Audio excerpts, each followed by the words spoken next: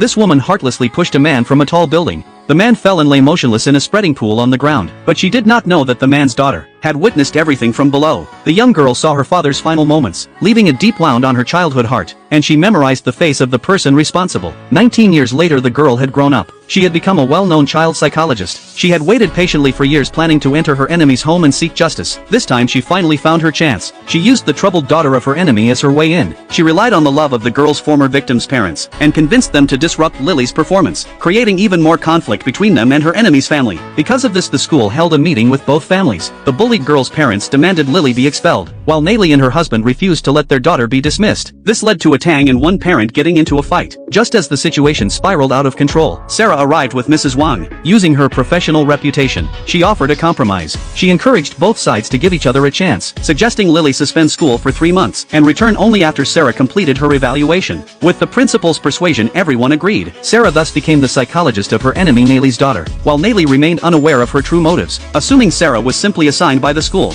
But that night the bullied girl's family was attacked. Soon the news reported the girl was injured and required hospitalization. Her parents were also severely hurt. Nayli smiled with satisfaction at the report. Clearly she had orchestrated it. That night Sarah dreamed again of her painful past. After school, Nayli had hit her with a car. Nayli refused to apologize and even tried to demean them with money. She left arrogantly without remorse. Sarah's father wanted to confront them, but the foreman urged them to let it go, saying they still needed to earn a living. Later her father was pushed from a tall building by Nayli, and she saw clearly who had done it. She awoke terrified from the nightmare. For more than a decade Sarah had been haunted by dreams. Her desire for justice had burned within her for years. She would make the person who ruined her life pay the price. The next day Sarah arrived to work at her enemy's home. The entire family had been waiting for her. She then began hypnosis therapy for Lily, guiding her to talk about her family. Sarah learned that following Mrs. Wang's orders, each family lived in 3 separate houses. The older daughter, the younger daughter, and Nayli lived apart, because Mrs. Wang insisted everyone have their own privacy. Yet she also demanded they eat together, which often led to arguments at the table. But all of them relied on Mrs. Wang financially, so they rarely dared to oppose her. Lily's father often came home late,